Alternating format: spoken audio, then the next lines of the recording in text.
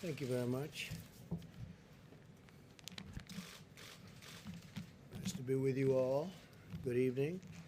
Before providing today's update on the China virus, I want to address the violence, looting, and rioting taking place in the Democrat-controlled cities of New York, Portland, Chicago, and Seattle. The mayors and governors of these states and cities have an absolute duty to use all resources necessary to end the violence and all of the injury and death. New York City has an army of great police. I know them very well. And the law enforcement and the New York's finest are as good as it gets, and they should be allowed to do their job. If they do their job, if they're allowed to do their job, the New York City problem will be solved and be solved quickly. They do it well. The mayor, Bill de Blasio, should immediately hire back all of the police who were fired without justification. They were fired. I guess that's part of defund the police by the Democrats. They should hire New York City's finest back. You have some incredible policemen doing specific jobs that nobody else can do, actually, when it comes to terrorism and other things. Together, the city of Chicago and the state of Illinois have 25,000 police officers, sheriffs, and guardsmen available to quell any violence. They can do it very quickly, very easily, if allowed to do their jobs. Again, if allowed to do their jobs. Our police, our law enforcement is incredible, but they have to be allowed to do their jobs. The Democrats or the radical left Democrats, or both, because they're becoming one and the same. If you look at election results, the Democrats are being taken over by the radical left. The city of Portland and the state of Oregon have 10,000 fine officers and guardsmen available.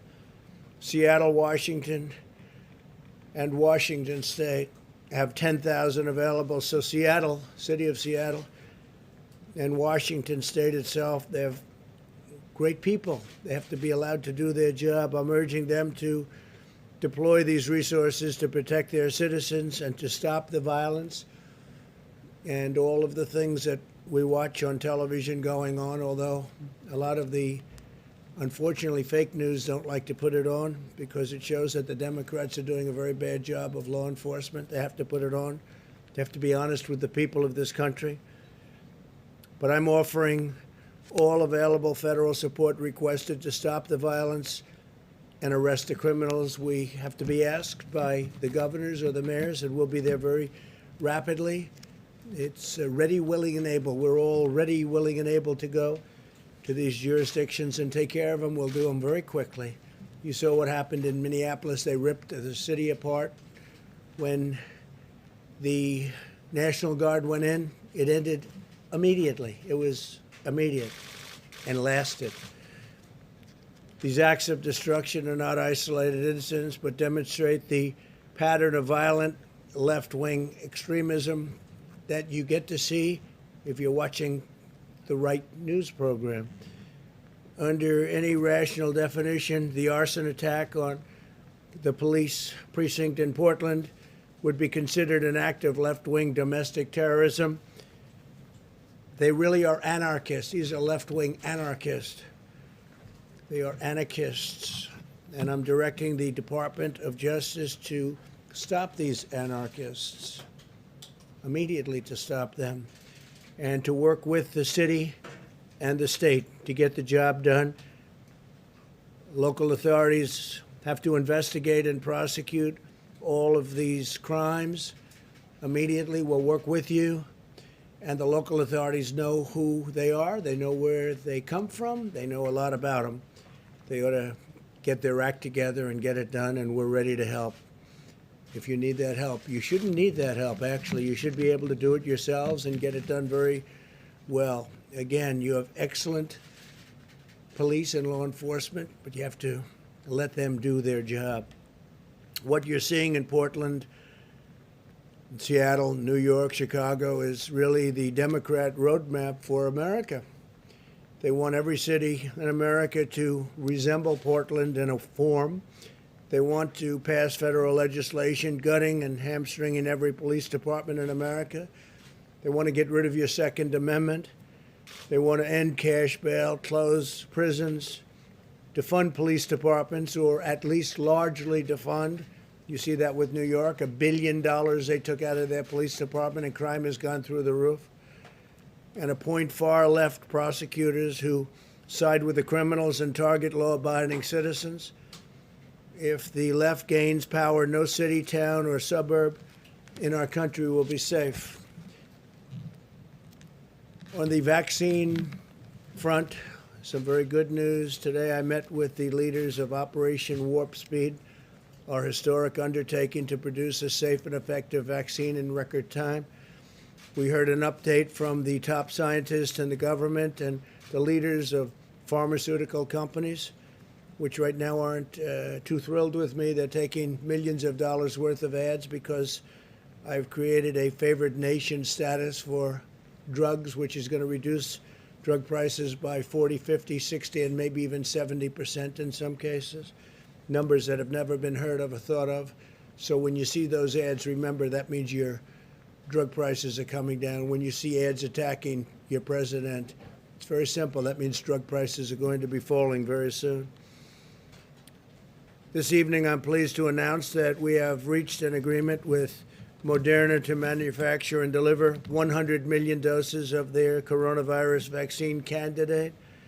The federal government will own these vaccine doses. We're buying them. Recently, we also secured partnerships with Johnson & Johnson, as well as Sanofi and GSX, to support the large-scale manufacturing of their vaccines, doing very well in those vaccines. Tremendous promise in every single one of them, and we have many of them. And they're years ahead of schedule. This would have been if it were in the previous administration or any of the previous administrations. Where we are now would have taken years. 3 vaccine candidates are now in phase 3 trials already, the final stage of clinical trials. This is the final stage.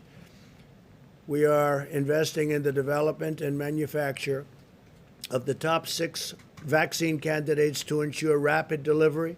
The military is ready to go. They're ready to deliver a vaccine to Americans as soon as one is fully approved by the FDA, and we're moving very close to that approval.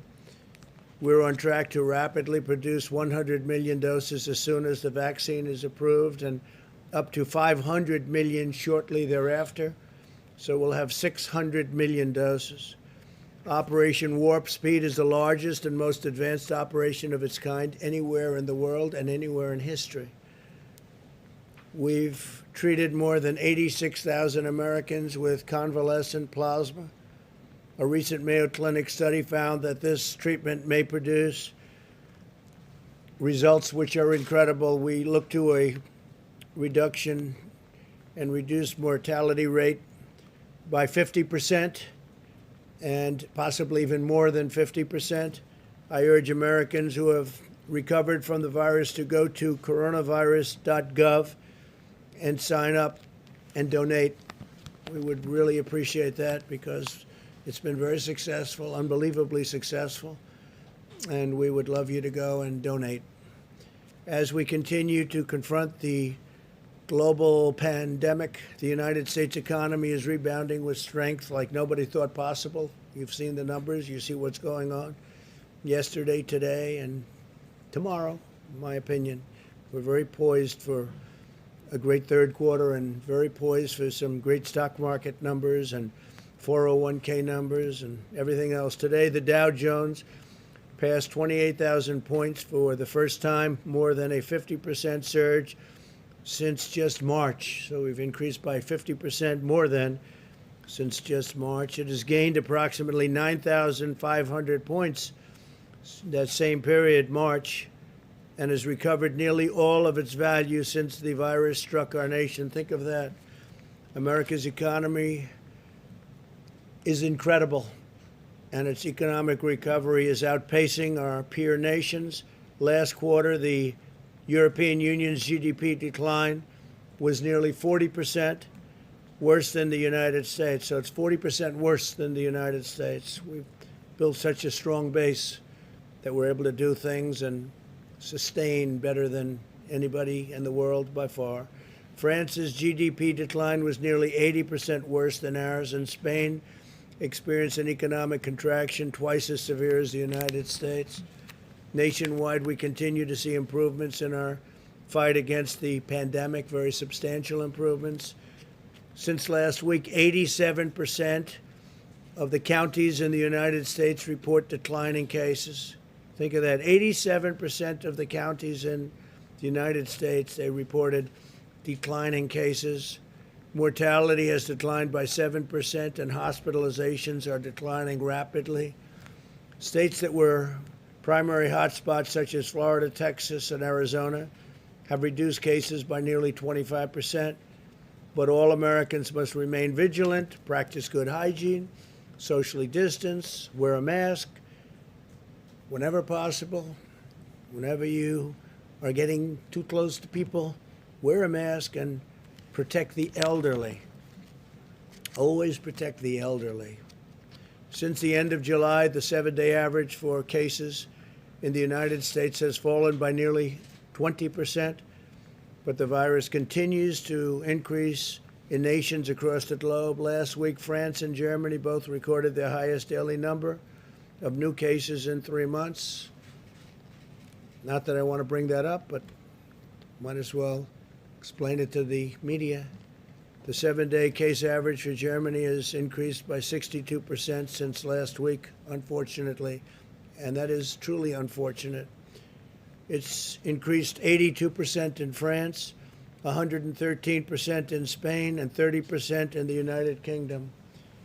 Those are big increases. Cases are also rapidly increasing in the Netherlands, Sweden, Belgium, Switzerland, Slovakia, Estonia, and other European countries. And in our country, they're going down. We will be seeing that even more rapidly as time goes by, short time. Even though America has the largest at-risk population, including 1.5 million residents of nursing homes, about 5 times that of other European countries, Europe has experienced a nearly 40% higher excess mortality rate than the United States. We also have fewer deaths per capita, excluding the disastrous deaths from the New York tri-state area, which had a very, very hard time, and did better than our peer nations of Western Europe, thanks to our excellent and highly advanced medical care and skill, something that the news doesn't tell you. They don't tell you that. They don't like to tell you that. The United States has now conducted more than 66 million tests, far more than any other nation in the world. India, which has a population of 1.5 billion people, has done 24 million. So we're at 66 million. And think of it, India's at 24 million, and India is second. The entire region of Latin America, comprising 33 countries, has conducted 25 million tests, yet Latin America has more confirmed cases by far than the United States. As we safely restore our great economy and reopen our schools, and hopefully we can watch colleges play football. We want to get football in colleges. These are young, strong people. They won't have a big problem with the China virus. So we want to see college football start, and hopefully a lot of great people are going to be out there. They're going to be out there playing football, and they'll be able to fight it off, and hopefully it won't bother them one bit. Most of them will never get it, statistically. But we know we'll see more cases at some point, and we will eventually develop sufficient immunity in addition to everything else that we're doing. So college football, get out there and play football. People want to see it. And stand for your American flag, stand for your national anthem, because people are not happy when that doesn't happen. You look at the NBA and what's happening with the NBA and their poor ratings. I don't know. Can't imagine why, but they didn't stand. They didn't show respect to our flag. They didn't show respect to our national anthem. And maybe that's having an impact, but just not good. The NFL had its problems 2 years ago when that happened. They went way down in their ratings and their fans. and they struggled back, and now all of a sudden they're putting themselves in the same position. So stand for your flag and stand for the national anthem, and I think you're going to do fantastically well. Because a lot of people aren't going to watch if you don't. I'm one of them. That's why our strategy and attention are focused on preventing the cases that are most likely to require discussing the opening of schools, hospitalization, or produce any death. We have to maintain vigilance over our elderly population. We've learned that, I think, more than any single event, Scott. We have to be very vigilant all over, but we have to really protect our elderly population, and especially our elderly population that has problems with heart, lung, any form of sickness, diabetes in particular. And we are, at the same time, in very good shape with respect to hospital room and hospital overcrowding. We're in great shape. On the nursing home front, protecting our nursing home residents is a critical focus of our strategy. HHS recently announced that they will use the Provider Relief Fund to deliver an additional $5 billion to further protect nursing homes and long-term care facilities as they continue to combat the China virus. We have delivered over 1,800 rapid point-of-care testing devices to nursing homes, and we are in the process of delivering these devices to all 15,000 Medicare and Medicaid certified nursing homes by the end of September. So they're going to have very, very rapid tests. They won't have to wait around 2 or 3 days or 4 days, and that number has come down very substantially compared to what it was when you send it to the labs. You get very accurate tests, but it takes a period of time to send it, to check it, and then to send it back. But we are now at a position where we're sending very, very rapid tests, 5 minutes to 15 minutes. We will care for America's seniors as we develop the vaccine and therapeutics are coming along very, very well. We think we have some great answers on therapeutics, and you'll be hearing about them in the very near future. I'm very much into the world of therapeutics, where you go into the hospital and you give a shot, or you do what you have to do with it, perhaps transfusion. It's combinations of what you can do, and people get better. I like that very much. I like that very, very much. And that could even proceed in its successful in getting it. That will, I think, probably even precede vaccines. But therapeutically, we're doing very, very well. A lot of people are going to be very happy when they see some of the numbers that I'm seeing and some of the results. So tremendous things are happening on the vaccine front and the therapeutic front. And our country should be very proud of itself. We're going to get it delivered very rapidly as soon as it comes out. Okay, questions, please? Thank you, Mr. President. 20 million people are due to be evicted from their homes next month. And do you fear that this could be your Herbert Hoover moment if you do not reach a deal with Congress to set up a new CARES Act? We are not allowing that to happen. We're stopping evictions. We are stopping evictions. We're not going to let that happen. And also, we're not going to evict people. We're not going to let people. The Democrats, maybe they don't care, but I care. And we signed an executive executive order. You know that, right? And we are not letting people be evicted. What's a suggestion? Thank you, President Trump. If I could have two questions, I'd like to ask you one about Senator Harris's record, and then a different one about FISA abuse. Sure. So regarding Senator Harris's record, you had a pretty quick response to that. You had an ad out that said that she was a phony, and I wanted to drill down. She was a what? A phony. Phony. And I wanted to ask about a specific example that a lot of people thought was a phony moment. As San Francisco DA, she oversaw, according to the Mercury News, 1,900 marijuana convictions. But she was asked in an interview last year if she had smoked marijuana, and she appeared to joke and, according to some people, lie and say that she was listening to Snoop Dogg and Tupac while their music hadn't come out at the time, while she said she was smoking pot, listening to it. Why would she lie about that? Do you see that as more evidence that is surpassed on marijuana a liability? Well, she lied. I mean, she said things that were untrue. She is a person that's told many stories that weren't true. She's very big into raising taxes. She wants to slash funds for our military at a level that nobody can even believe. She is against fracking. She's against petroleum products. I mean, how do you do that and go into Pennsylvania or Ohio or Oklahoma or the great state of Texas? She's against fracking. Fracking's a big deal. She's in favor of socialized medicine, where you're going to lose your doctors, you're going to lose your plans. She wants to take your health care plans away from 180 million Americans. 180 million Americans that are very happy with their health insurance, and she wants to take that away. So she was my number one pick. I mean, she was, as they would say, because hopefully you'll start college football, she was my number one draft pick. And we'll see how she works out. She did very, very poorly in the primaries, as you know. She was expected to do well, and she ended up at right around 2% and spent a lot of money. She had a lot of things happening, and so I was a little surprised that he picked her.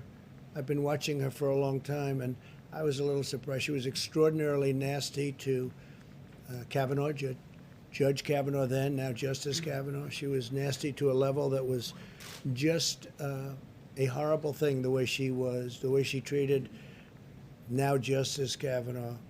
And I won't forget that soon.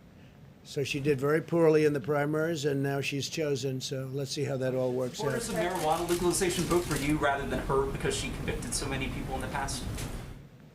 I can't tell you what she's voting for. I don't think she knows what. I think Joe knows even less than she does. But I was a little surprised at the pick. A lot of people would say that might be the pick. I was more surprised than anything else because she did so poorly. Many people did much better than her in the primaries. She did very poorly in the primaries. And that's like a poll. You know, that's like a poll. I'd also ask you about FISA abuse, President Trump.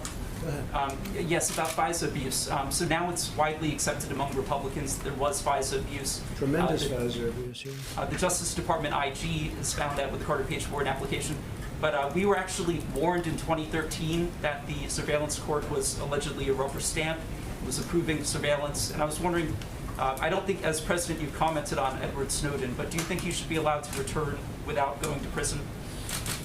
So as far as FISA abuse is concerned, there was tremendous FISA abuse. It's amazing that it's taken this long, and everyone knows that it's been proven very substantially. Not only FISA abuse, changing documents and putting documents in front of the FISA court and courts that are disgraceful that they could have done it. And the fact is, we caught Joe Biden, President Obama, the whole group. You can look at Brennan and Comey and Clapper, the whole group. We caught them spying on our campaign. This was an illegal act like no other illegal act. This was treason. This was at the highest level of treason.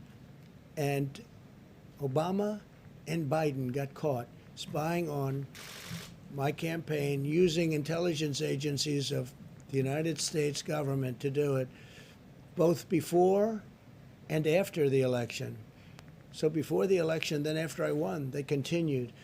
It's total illegal activity, and now we just have to see what's happening. But as far as Kamala is concerned, she's a big tax raiser. She's a big slasher of funds for our military, and she's got a lot of difficult things that she's going to have to explain. Plus, she was very, very nasty to one of the reasons that surprised me. She was probably nastier than even Pocahontas to Joe Biden. She was very disrespectful to Joe Biden, and it's hard to pick somebody that's that disrespectful. When she said things during the debates, during the Democrat primary debates, that were horrible about Sleepy Joe, and I would think that he wouldn't have picked. OAN, please. Thank you, Mr. President. Yesterday, Seattle City Council voted to cut funding for their police department, and the police chief there, Carmen Best, The first black woman to serve in that capacity, she resigned hours later. What does this say about our country? What does this say about the defund police movement?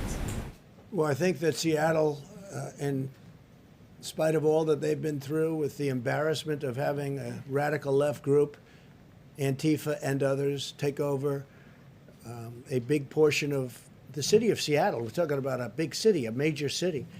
That they allowed that to happen is incredible. That it took so long to fix is incredible. The only reason they went in is because they knew we were going in the following day.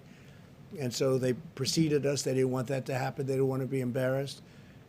And the people just gave up. They were exhausted from having taken over a city for so long. The police commissioner seems like a very good woman. They were going to slash her salary by 40 or 50%. And they cut a tremendous amount off the police department, really where people are saying it's not sustainable as a good police department. And again, those police are good also, but they're not allowed to do their job. So I think it's a shame. I hate to see her go because she did, in her own way, a very good job, but she wasn't effective in convincing the mayor and the city council to give the funds that were needed, or just leave the funds the way they are. They've done a big defund, a big part of it. And it'll probably get worse before people realize this is a tragic era, before people start dying and getting hurt very badly. So I think Seattle's made a tragic mistake. I think Portland has no clue as to what they're doing. They have no clue. And hopefully they'll be asking for help because we can solve their problem very, very quickly. Yeah, go ahead. Thank you, sir. Mr. President, two quick questions. One on Senator Harris. Very simply, is she going to help former Vice President Biden's chances in November, or is she not hurt?